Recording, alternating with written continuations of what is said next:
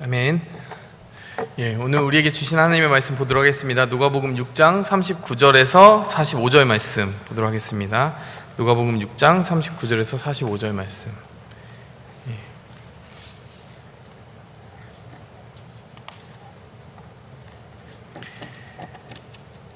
또 예수님은 그들에게 비유를 들어 이렇게 말씀하셨다. 소경이 어떻게 소경을 인도할 수 있겠느냐? 그렇게 하다가는 둘 다 구덩이에 빠지고 말 것이다. 학생이 선생보다 낫다고 할 수 없으며 완전히 다 배우고 나면 그때는 선생과 같이 될 것이다.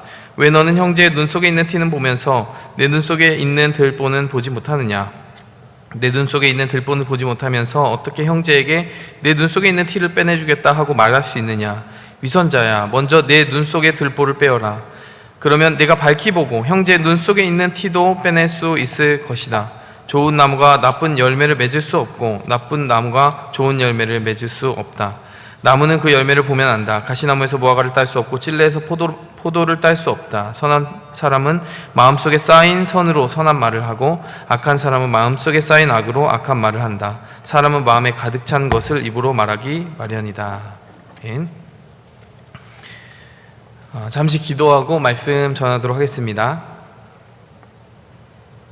하나님 아버지 감사합니다. 우리의 부족한 생각과 마음으로 하나님의 말씀을 담아내기에는 우리의 생각의 그릇은 지혜가 부족하고 우리의 감정의 그릇은 왜곡됨이 많고 우리의 의지의 그릇은 너무나 약하여서 하나님의 말씀을 행할 때에 정말 의지 있게 순종하며 행하는 것이 부족할 때가 많습니다. 지적으로나 감정적으로나 의지적으로나 너무나 약한 우리의 영혼을 주님 앞에 올려드리며 주님의 긍휼과 주님의 불쌍히 여기시는 그 자비를 구합니다. 하나님 이 시간 성령으로 함께하여 주셔서 전하는 자를 불쌍히 여겨주시고 또 듣는 자를 불쌍히 여겨주셔서 오늘 이 말씀을 하나님의 능력으로만 깨달을 수 있는 우리 모두에게 성령의 기름 부음과 임재로 함께하여 주시옵소서. 하나님이 전하게 하시는 그 말씀을 온전히 전하게 하시고 또 하나님이 듣게 하시는 그 말씀을 우리 모두 온전히 듣게 하여 주시옵소서. 예수님의 이름으로 감사하며 기도했습니다. 아멘. 우리가 누가복음 말씀을 계속 순차적으로 살펴보고 있습니다. 오늘은 우리가 잘 알고 있는 한 번쯤은 들어봤을 그 말씀을 우리가 나누게 됩니다. 심판하지 말라. 심판하지 말라. 여러분 뭔가 이상하지 않습니까? 심판하지 말라고 하는 부분이 오늘 말씀에서 어디 있었죠, 여러분?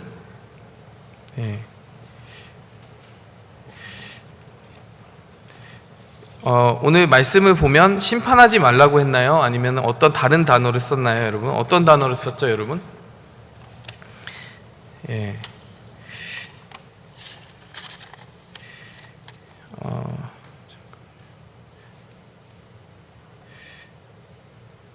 오늘 이 말씀이 지금 마태복음 7장 말씀과 지금 바뀌어 있네요. 마태복음 7장 말씀과 오늘 이 말씀이 좀 겹쳐져 있는 부분이 있어요. 여러분 비판을 받지 아니하려거든 비판하지 말라라고 하는 그 말씀이 사실 마태복음 7장 말씀에 같이 있습니다. 제가 그 말씀을 이제 가져와서 설교를 하려고 하는데 같이 이제 이 누가복음과 함께 연결지어서 그 말씀을 들으시면 좋을 것 같아요. 자, 성경 말씀에서 여러분 비판하지 말라, 비판을 받지 않으려거든 비판받지 말라, 비판하지 말라라고 하는 그 구절을 읽어보셨죠, 여러분? 어떤 생각이 드십니까? 여러분 그 말씀을 주로 어느 상황에서 많이 쓰는 것 같으세요, 여러분?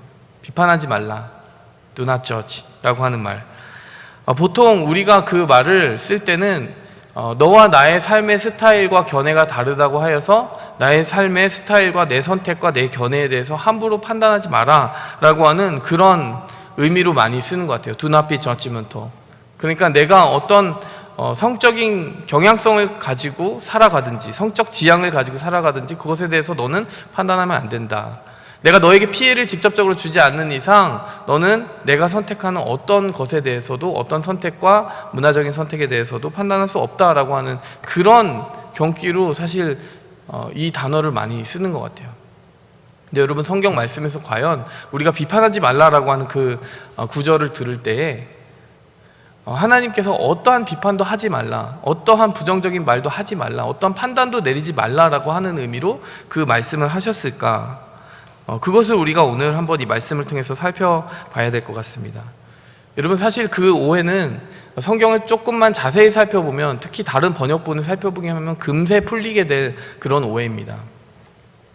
영어로 성경을 보면요, do not criticize라고 되어 있습니까? 비판하지 말라라고 하는 게 그 마태복음 7장에 있는 말씀이 do not criticize라고 되어 있지 않습니다. 비판하지 말라가 아니라 do not judge라고 나와 있습니다. 심판하지 말라라고 나와 있습니다. 목사님 그거 너무 말장난 같아요. 그거 아니에요.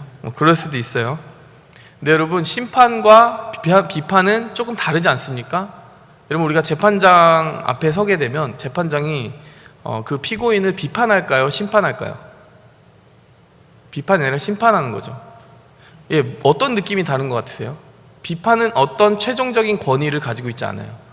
그 사람에 대해서 일시적으로 가지는 견해일 경우가 많습니다.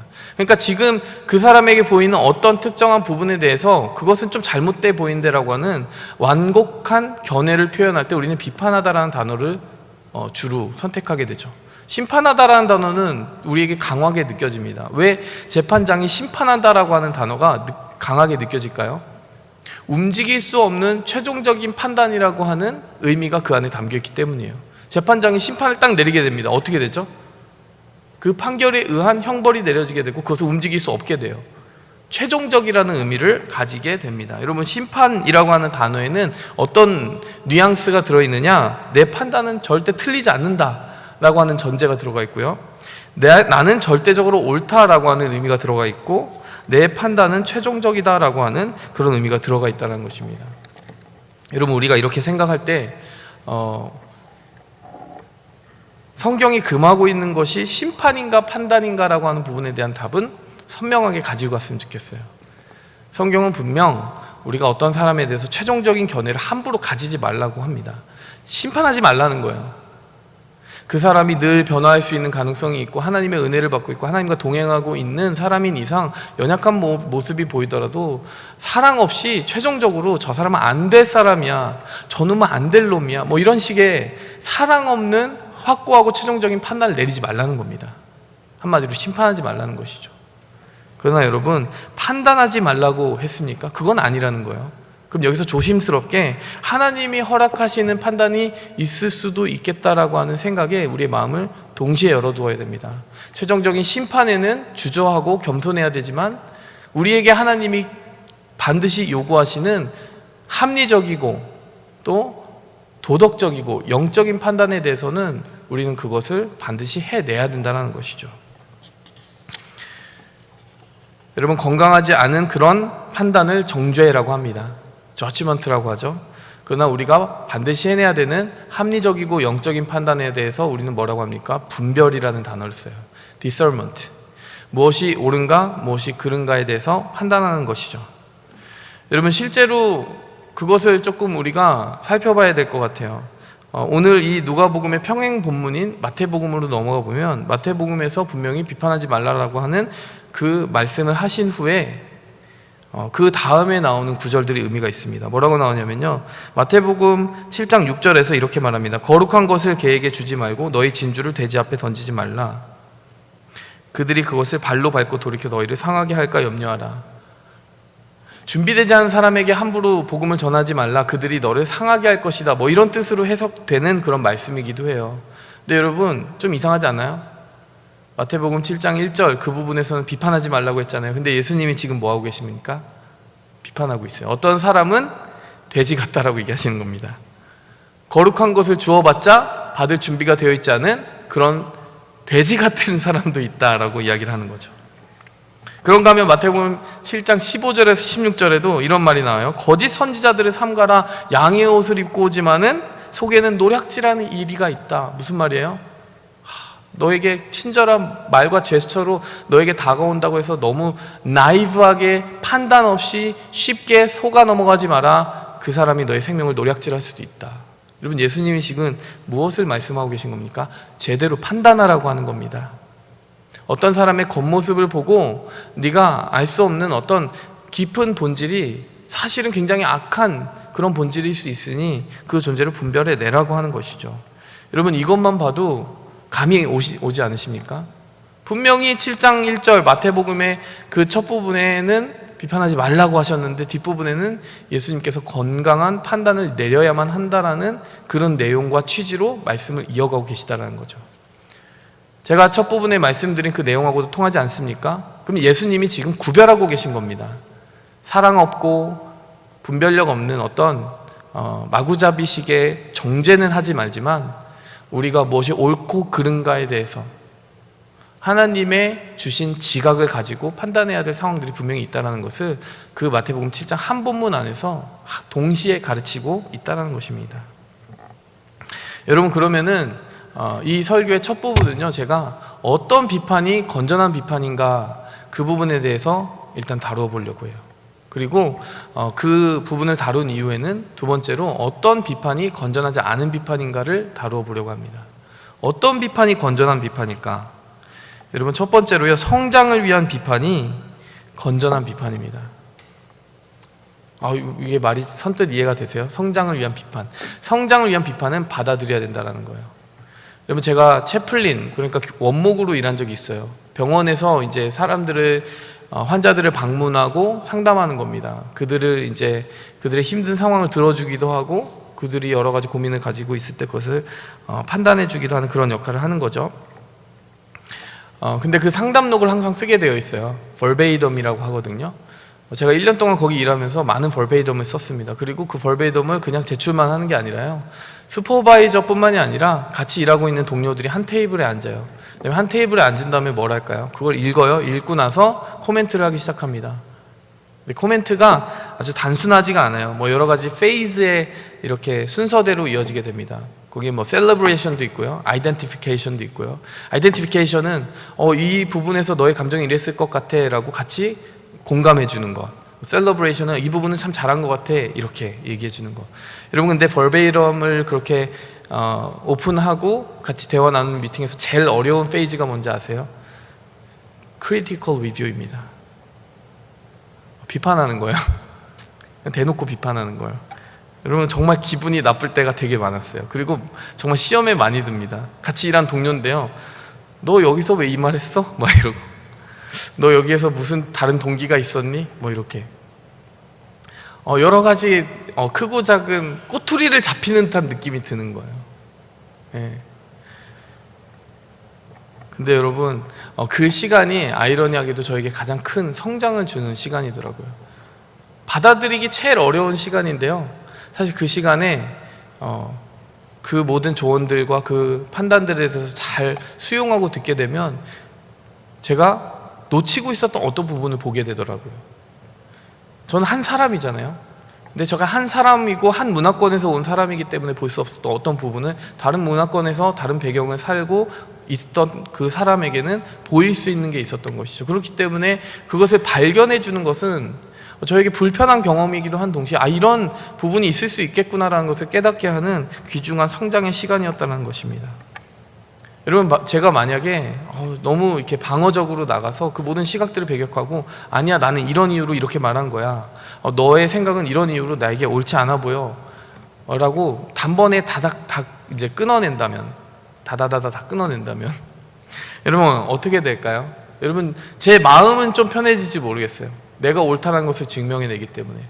그렇지만 여러분, 제가 놓칠 수 있는 그것들을 배울 기회는 영영이 잃어버리게 됩니다. 여러분, 사실요, 더 많은 책임을 가지고 있는 사람이 더 많은 비판을 받는 경우가 많습니다. 더 많은 지적을 들어야 될 수도 있고, 다른 책임이 조금 덜한 사람들에게는 주어지지 않는 그런 가혹한 시선이 주어질 때도 있을 거예요. 제가 중보기도 모임을 하는데 저에게도 두 가지 시선이 존재한다는 것을 알게 됐습니다. 어느 날 정말 그 기도 모임에 한 번도 오지 않던 어떤 분이 기도 모임에 그날 왔어요. 그런데 제가 너무나 반가운 거죠. 그래서 반갑다고 막 표현을 했습니다. 그랬더니 그 기도 모임에 한 번도 빠지지 않고 오는 어떤 분이 이런 얘기를 하시더라고요. 저도 자주 빠져야 되겠네요. 이런 얘기를 하시더라고요. 여러분, 어떤 판단의 기준에 차이가 있는 것 같으세요? 제가 우리 리더들이나 이제 섬기는 자리에 있는 분들이 예배를 이렇게 불규칙하게 드리게 된다. 만약에 그런 부분에 어려움을 겪게 된다. 그러면 어떻게 할까요? 판단하겠죠. 판단하고 이야기해 주겠죠. 그것은 지금 좋지 않은 것 같아요. 이렇게 얘기해 주겠죠. 근데 여러분, 만약에 정말 이 교회에 처음 나와서 아직 신앙생활을 처음 해보는 사람이 뜨문뜨문 나오는데 정말 오랜만에 얼굴을 딱 보이게 되면 제가 어떻게 얘기할까요? 한 번이라도 나와준 것이 너무 감사하다, 이렇게 얘기해야 되겠죠. 이게 상당히 불공평해 보이는 판단일 수 있습니다. 근데 여러분, 왜 판단이 다르게 될까요? 어떤 책임을 가지고 있는 사람은 많은 사람들에게 영향을 미치고 있기 때문에 그 자리로 인해서 더 엄격한 기준과 판단을 받아야 되는 무게와 짐을 짊어지게 돼 있다는 거죠. 여러분, 질문해야 되는 건 이건 것 같아요. 그게 불공평한 것일까요? 아니면 축복인 것일까요? 어떤 경우에는 내가 받아야 되는 판단이 꽤 짐스러울 수 있고, 내가 이런 책임을 가지고 있지 않다면 이런 판단을 받지 않을 텐데, 제가 채플린에 있을 때도 그런 생각을 많이 해봤던 것 같아요. 그냥 사소하게 할 수 있는 이야기인데 어떻게 이렇게 엄격한 잣대로 판단을 받아야 되는가, 이런 생각을 했던 것 같아요. 근데 나중에 생각해 보니까 이것은 내가 더 큰 책임을 정교하게 지기 위해서 거쳐야 되는 그런 과정이었구나라고 하는 것을 깨닫게 되었습니다. 여러분, 그것을 healthy criticism이라고 하지 않습니까? 그래서 항상 우리가 채플린 과정을 거치면서 중간중간 자기평가가 있었어요. 자기평가를 할 때 한 가지 섹션이 그거였습니다. 나는 건전한 비판을 받아들일 준비가 되어 있는가, 그리고 지난 한 텀 동안 나는 그 건전한 비판을 잘 수용하였는가, 별표로 매기는 거예요. 스스로 평가하는 거예요. 그 부분이 제일 어려웠던 것 같아요. 여러분, 성장을 위한 비판은 받아들여져야 됩니다. 여러분, 때로는 하나님께서 우리에게 우리를 낙담시키고 넘어뜨리고 이렇게 힘이 없게 하시려고 그런 판단을 주시는 것이 아니라 우리가 더 성장하고 우리가 더욱 아름답게 쓰임받기 위해서 주시는 판단을 사람들을 통해 듣게 하실 때도 있고 말씀을 통해 보게 하실 때도 있습니다. 그것이 축복일 수 있다는 것을 늘 생각해야 될 것 같아요. 두 번째로, 하나님께서 인정하시는 그런 또 다른 판단이 있습니다. 어떤 판단이 있냐면요, 불의와 악에 대해서는 반드시 비판해야 된다라고 이야기를 하셨어요. 예를 들면은 마태복음 21장 12절에서 13절에 이런 상황이 나와 있습니다. 많은 사람들이 이렇게 매매하는 상을 펼쳐놓고요, 성전에서 비둘기를 팔고 양들을 팔고 있었어요. 그런데 예수님께서 나타나서 채찍을 만들어가지고 그 상을 다 뒤엎고 사람들을 쫓아내는 장면이 나옵니다. 그러면서 너희가 기도하는 집을 강도의 구렬로 만들었다, 강도의 동굴로 만들었다라고 가혹하게 비판하시는 장면이 나옵니다. 판단하고 계신 거죠. 비판하고 계신 거죠. 왜 그랬을까요? 왜 그랬냐면 그 당시에 그 사람들이 만들어 놓은 종교적인 시스템이 실제로 사람들을 많이 착취하는 시스템이었기 때문에 그래요. 사람들이 양을 가져오잖아요. 흠없는 양을 가져와야 됩니다. 근데 먼 지방에서 이 성전, 하나뿐인 성전으로 양을 가져오다 보면 돌뿌리에 치이고 상처를 입게 돼요. 그 양을 안 받아주는 거예요. 대신 여기에서 준비된 양을 사야 된다라고 이야기를 합니다. 그래서 거기에는 비둘기 파는 사람도 있고 양을 파는 사람도 있는 거예요. 근데 그 양이 쌀까요, 비쌀까요? 관광지에서 사는 게 무조건 비싼 그 원리로 이들은 훨씬 더 매매가보다, 시세보다 훨씬 더 비싼 가격에 그 양들을 파는 거예요. 근데 그냥 그 양을 비싸게만 거기 수수료를 붙여서 파는 게 아닙니다. 그 양을 사려면 그냥 로마 동전을 쓸 수가 없었어요. 당시에 통용되는 로마의 동전에는 황제의 형상이 들어가 있었기 때문에 우상 숭배하지 말라, 어떤 형상도 만들지 말라라고 하는 10계명의 어김이 된다라고 생각했던 유대인들이 그것 대신에 성전에서만 쓸 수 있는 화폐를 만들었어요. 네, 여러분, 이 환전 수수료가 얼마나 됐을까요? 어마어마했다는 것입니다. 그러니까 5배에서 10배의 가격을 주고 결과적으로는 그 양을 사야 되는 결과가 되었던 거죠. 그러면 예수님이 그 상황을 보시고 그래, 나는 사랑이 많고 그들을 용서해야 되는 구주로 왔기 때문에, 그들의 세이비어로 왔기 때문에 나는 그들에게 가혹하게 하지 않겠어, 부드러운 말로 타일러야지, 이렇게 하셨을까요? 그 명백한 악, 정말 하나님을 섬기러 온 그 순수한 마음을 등쳐먹어서 소위 그렇게 하나님을 섬기는 그 마음으로 자기의 이익과 욕망을 채우려고 했던 그 사람들에 대해서 예수님은 정말로 가혹하게 심판의 말을 던지셨다는 겁니다. 여러분 마틴 루터킹 목사님 아시죠? 아틀란타에 소재지를 두고 계셨던 그 마틴 루터킹 목사님은 흑인들이 그렇게 당하고 있는 차별에 대해서 우리가 그리스도인이니까 사랑으로 품어야 돼 라고 그 부분에 대한 해석을 어떻게 하셨을까요? 사랑으로 우리가 품어야 되기 때문에 우리가 당하고 있는 모든 불이익과 불의에 대해서 침묵해야 된다라고 이야기하지 않았습니다. 그분은 어떻게 했냐면 내가 사랑하기 때문에 진실을 말해 주어야 된다. 왜냐하면 저들이 차별하고 이렇게 불의와 악을 행하는 것은 사실 그들 자신에게 해로 돌아가는 것이기 때문에 오히려 그것을 정직하게 이야기해 주는 것이 그들을 풀어주는 길이 된다라고 이야기를 했어요. 대신 그것이 정말 사랑 없는 비판이 아니라 사랑 있는 비판이 되게 하기 위해서는 비폭력 원칙을 지켜야 된다. 그래서 마틴 루터킹 목사님은요, 사람들을 모아놓고 흑인 데모하는 사람들을 모아놓고 맞는 연습을 시켰어요. 아무리 맞아도 대응하지 않는 그러한 템퍼를 가지게 하기 위해서 맞는 연습을 시켰습니다. 그리고 나서 정말 전설적인 마치, 전설적인 그런 행진들이 이루어졌어요. 경찰들이 정말 유혈 사태를 부르고 그들을 몽둥이로 때리는데 그 한 사람도 어떤 폭력에 휘말려 들어가지 않았습니다. 사랑을 지키고 대신에 건전한 판단을 지켰을 때 그 건전한 판단은 사실 이 사회를 건강하게 변화시키는 사랑의 강력한 폭탄이 되었다는 것이죠. 여러분, 세례 요한은 왜 감옥에 갇혔습니까? 그 당시에 왕으로 그 지역을 통치하던 헤롯 왕이 자기의 동생의 아내를 빼앗아간 것에 대해서 비판하다가 감옥에 들어갔어요. 여러분, 우리가 불의와 악에 대해서 판단하지 않아야 됩니까? 해야 됩니다. 저는 어떤 목사님이 이런 설교를 하시는 걸 들은 적이 있어요. 홍대에 있는 교회입니다. 이름만 들어도 알 수 있는 청년들이 정말로 많이 모이던 교회였어요. 제가 한국에서 여기로 유학 오기 전에 가장 큰 청년들의 모이는 교회라고 알려져 있던 교회입니다. 그 교회에서 그분이 성범죄를 일으켰습니다. 근데 한두 건이 아니에요. 정말 많은 성범죄를 일으켰습니다. 그리고 나서 이제 교회에서 당연히 사임하게 됐죠. 그 사역을 몇 년 동안 정지해야 된다라고 하는 규칙도 어겼어요. 그리고 그 교회 지근거리에 교회를 세우면 안 된다는 어떤 거리 규정도 어겼습니다. 바로 옆에 교회를 또 세웠어요. 근데 그곳에 1000여 명의 또 청년들이 모이는 거예요.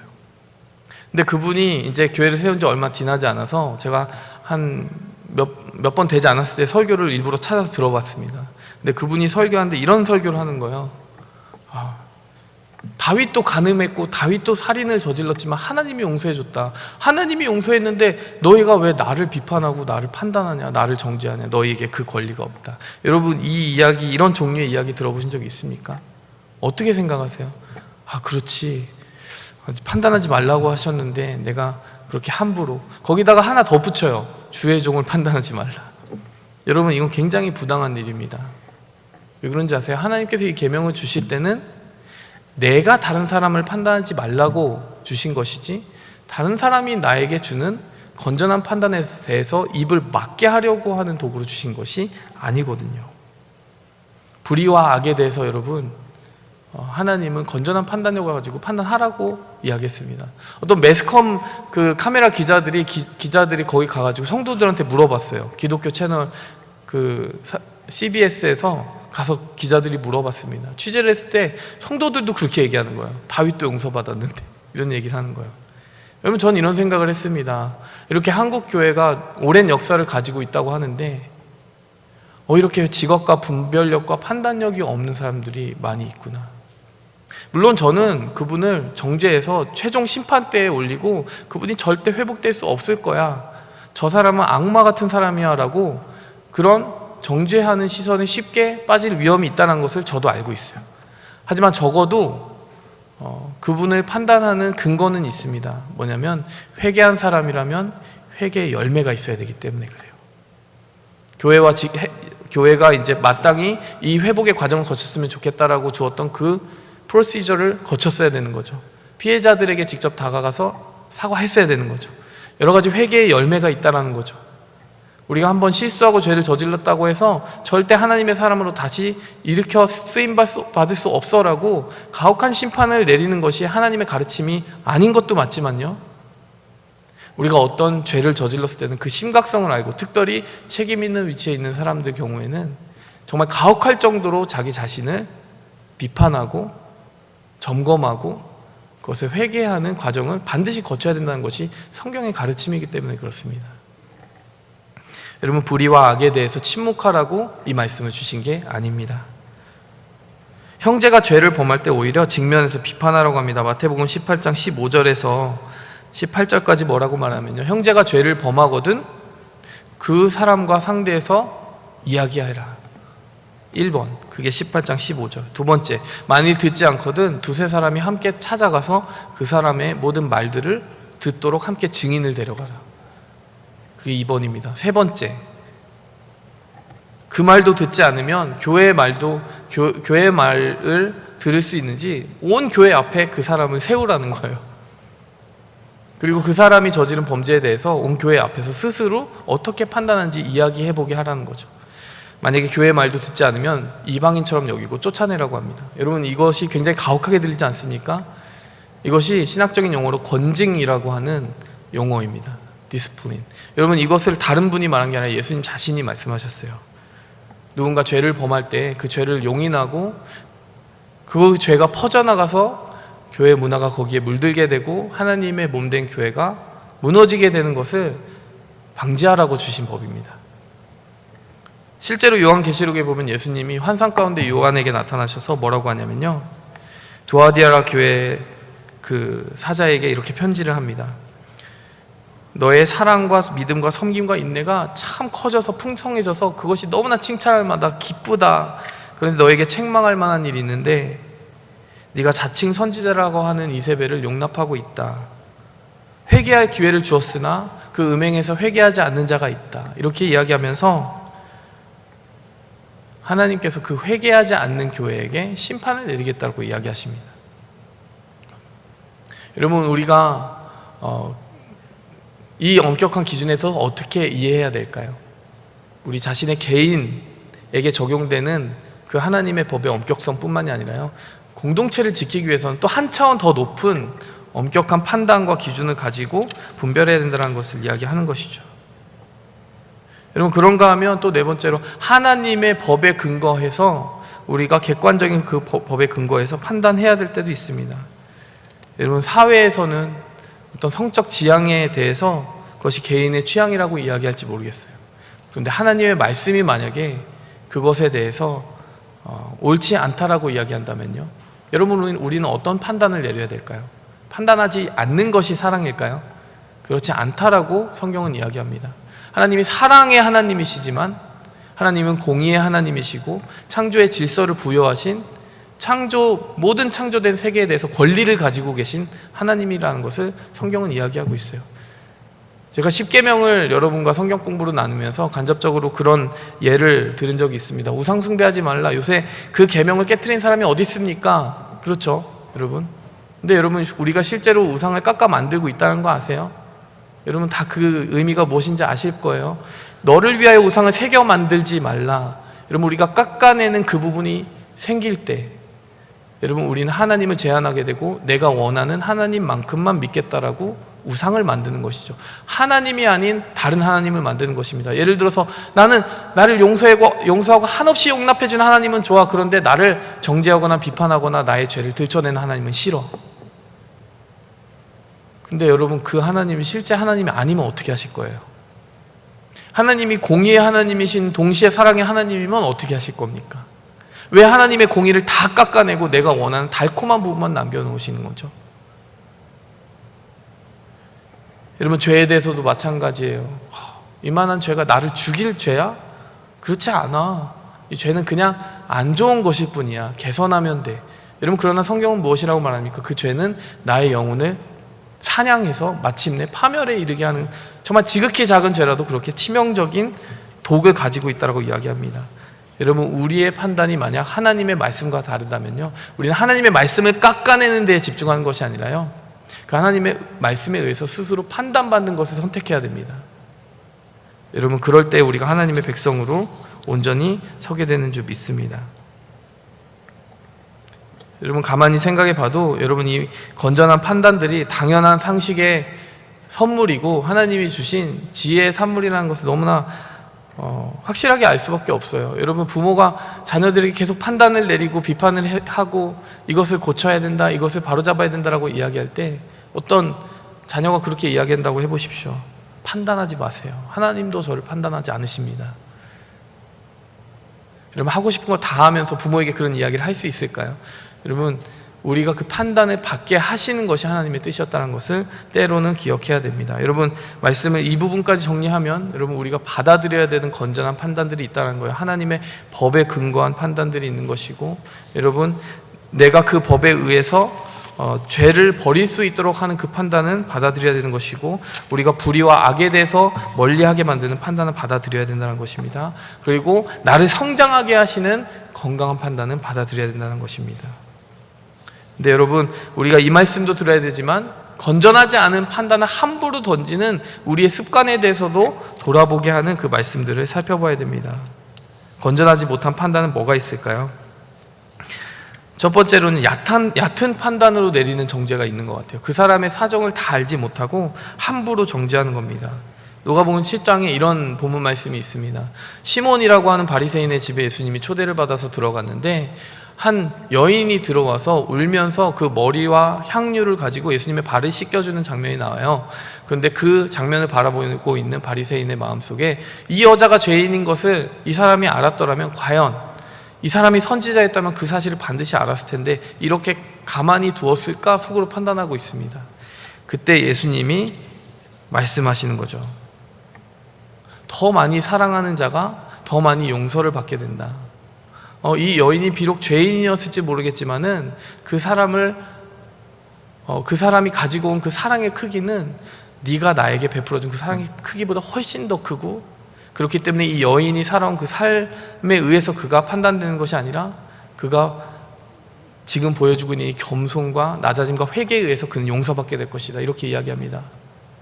정죄해서는 안 된다라고 이야기합니다. 그 모든 삶의 이야기를 알지 못한 상태에서 바리새인은 그 평판만 가지고 그 여자를 판단했던 것이죠. 두 번째로 우리가 거절해야 되는 판단은 위선자의 정죄입니다. 오늘 본문 말씀 6장 41절 42절 누가복음에서 어떤 부분이 나오는 거죠? 다른 사람의 눈에 있는 그런 티는 보면서 너의 눈에 있는 들보는 해결하지 못하느냐. 이 말씀을 곰곰이 묵상해 보십시오. 이건 어떤 뜻을 가지고 있습니까?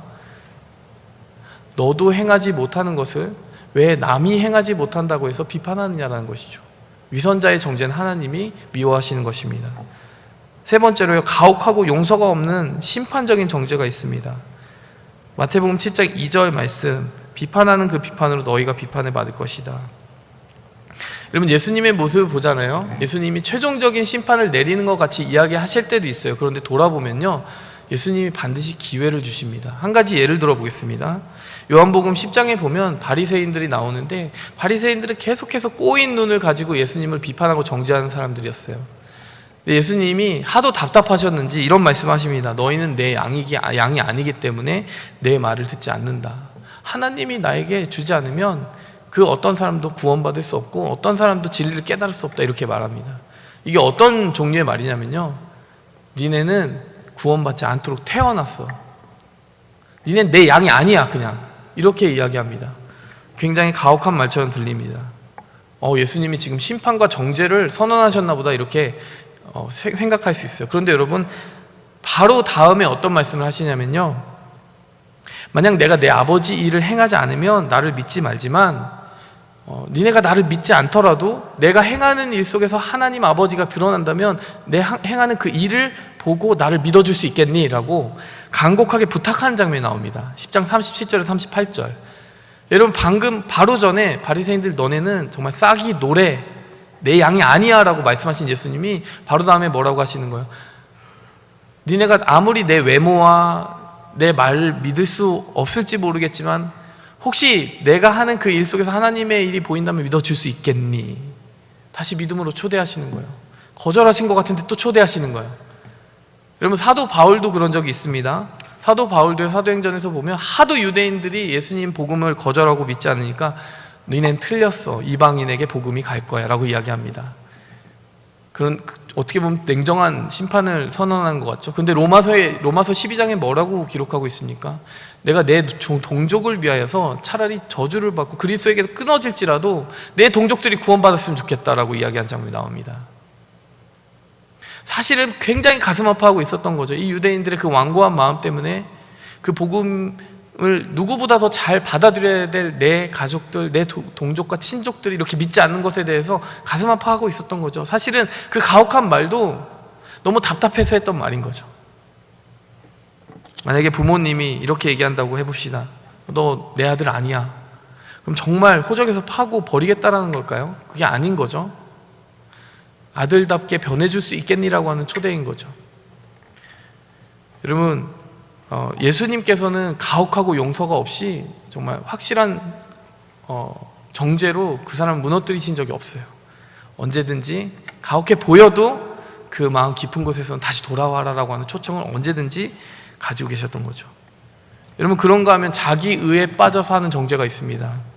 누가복음 18장에 있는 정죄예요. 예수님이 이 비유를 말씀하실 때 그 비유에 등장하는 두 종류의 사람이 있습니다. 바리새인이 있고 세리가 있습니다. 바리새인이 맨 처음에 그 성전에 들어가서 고개를 빳빳이 들고 하나님 앞에 기도하는 거예요. 뭐라고 기도하냐면요, 나 저 세리와 같이 태어나지 않게 해주셔서 너무 감사합니다. 저는 11조도 하고요, 주일 성수도 하고요, 11조 하나님이 행하라고 하는 거 다 행합니다. 저 세리와 같지 않게 해주셔서 감사합니다. 근데 그 비유 속의 세리는 가장 뒤에서 가슴을 치면서 하나님, 저는 죄인입니다 라고 눈물을 흘리고 아무 말도 하지 못하였다 라고 비유에 나오는 거예요. 예수님이 그 비유 속에서 나타나는 두 등장인물에 대한 판결을 말씀하십니다. 오히려 이 세리가 더 의롭다함을 받았다. 왜 그렇습니까? 자기 의에 빠져서 사랑이 없이 누군가를 정죄하고 판단하는 시선은 하나님의 성품과 전혀 맞지 않기 때문입니다. 그런가 하면 상대방의 상황과 동기를 함부로 판단하는 그런 정죄도 있습니다. 여러분, 여러 가지 정죄가 있을 거예요. 여기서 대충 정리를 마무리하도록 하고요. 여러분이 이 모든 것들을 세세하게 다 기억하지 못하더라도 그것을 지배하고 있는 한 가지 원리에 대해서는 발견하셨을 겁니다. 여러분, 정말 하나님이 기뻐하시지 않는 그런 정죄는 그 사람의 회복을 바라지 않는 사랑 없는 정죄입니다. 그러나 하나님이 기뻐하시는 정죄, 기뻐하시는 판단은 무엇입니까? 비록 뼈가 있는 말을 하고 당장 받아들이기 아픈 말일지라도 그 사람을 세워주고 회복하고자 하는 의도가 있는 말들이에요. 여러분, 우리는 우리의 말이 정말 판단의 이름으로 다른 사람을 죽이고 있는 정죄인지, 혹은 가혹해 보이지만 따뜻한 사랑으로 그 사람을 회복하고자 하는 말인지, 어느 말에 기울어 있는지 스스로를 부지런히 판단해야 할 것입니다. 여러분, 기준은 무엇이에요? 사랑인 것입니다. 여러분, 이 말씀을 정리하면서 제가 그 플로우 차트를 하나 만들어 봤어요. 한번 보여주시겠습니까? 잘 안 보이시죠? 두 번째 페이지 보여주세요. 제가 좀 엉뚱한 생각을 해봤습니다. 이걸 플로우 차트로 한번 만들어 보자. 네. 우리가 비판하기 전에 거쳐야 될 플로우입니다. 제가 되게 많은 포인트를 말했기 때문에 여러분이 조금 한눈에 들어오시라고 플로우 차트를 만들었는데요. 첫 번째, 상대방의 상황을 충분히 이해했나?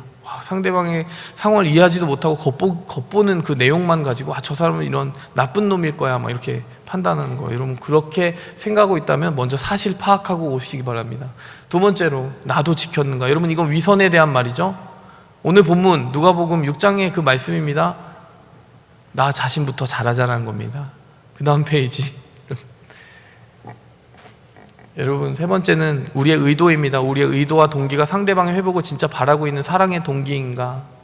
만약 그것이 없다고 한다면 상대방을 위해 기도하고 하나님의 마음을 먼저 구하라는 것입니다. 자, 그 다음에는 충분히 겸손했는가? 여러분, 내가 어떤 사람을 판단할 때 아까 그 바리새인처럼 저 사람처럼 저는 안 그렇게 살게 해주셔서 너무 감사해요, 나를 그 사람보다 조금 더 나은 위치에서, 높은 위치에서 생각하고 있다면 그거부터 뜯어 고쳐야 된다는 겁니다. 그리고 충분히 진실했는가? 그 사람을 판단하는 그 기준이 그 사람을 억지로 무너뜨리고자 하는 어떤 거짓 증거 위에 세워져 있지는 않은가? 그것을 판단하는 것이죠. 그 다음 보여주시기 바랍니다. 많죠? 말씀에 부합한가? 여러분, 말씀 믿음의 기준 위에 서서 내가 사람을 판단하고 있는지를 살펴야 된다는 것이에요. 우리의 생각과 우리의 기준, 문화가 던져주는 이것이 맞는 거야 라고 하는 그 틀이 사실 우리의 생각 속에 틀릴 수도 있다는, 하나님의 마음 속엔 틀릴 수도 있다는 것입니다.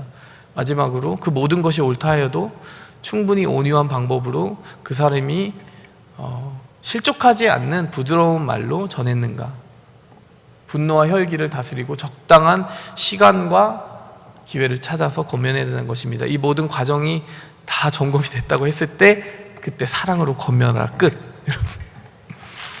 네. 지금 설교 자체보다 이게 조금 더 잘 들어오지 않습니까? 역시 그림이 좀 편하죠, 여러분.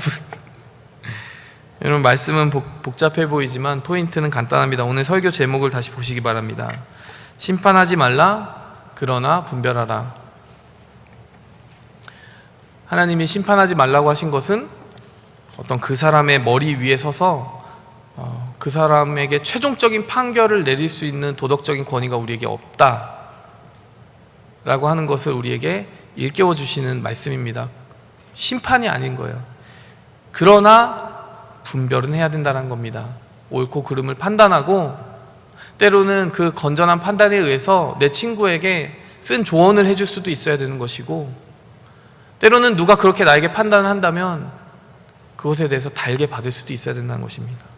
두 번째 센텐스 뭡니까? 비판하지 말라, 그러나 비판을 경청하라. 비판하지 말라는 말씀을 주신 것은요, 너 하나님의 말씀에 어긋나는 짓을 하고 있어 라고 하면서 다른 사람 비판할 때마다 다 입을 막는 어떤 테이프 같은 용도로 쓰라는 게 아니에요. 그 말씀 속에 내가 받지 말아야 되는 가혹한 정죄도 있겠죠. 그건 거절해야 됩니다. 그러나 내가 들어야 되는 어떤 쓴소리라고 하면, 그래, 그 비판은 하나님이 이 사람을 통해서 내게 주시는 건가 보다 라고 하고 경청할 수 있어야 된다는 것입니다. 그리고 하나님께 속한 비판과 하나님께 속하지 않은 그 비판을 가르는 유일한 기준은 무엇입니까? 사랑이라는 것이죠. 그 사람을 세우고 살리고 주님께 가까이 가게 하고자 하는 의도가 내게 있는가 없는가. 여러분, 그것을 살피면서요, 오늘 우리의 입술을 다시 한번 돌아보고 다른 사람을 바라보는 우리의 시선이 정말 얼마나 하나님의 마음을 담고 있는지 그것을 다시 한번 점검해보는 하루 되었으면 좋겠습니다. 함께 기도하겠습니다. 하나님 아버지, 감사합니다. 오늘 우리에게 주시는 이 말씀을 통해서 우리가 우리 자신을 살피기 원합니다. 우리에게 나름대로 다른 사람보다 더 우월한, 정말 더 잘 살고 있는 선이 있다, 의가 있다라고 생각하는 순간 우리가 교만에 빠지고 하나님이 보시기에 합당하지 않은 존재가 되는 것을 오늘 말씀을 통해 살펴보았습니다. 다른 사람의 눈에 티를 보기 전에 우리 눈에 들보를 해결하게 도와주시고, 우리가 주님의 건전한 판단을 받아들여서 그 건전한 판단의 통로가 되고 사랑이 있는 비판으로 사람을 세울 수 있는 귀한 존재로 세움받게 도와주옵소서. 예수님의 이름으로 기도했습니다.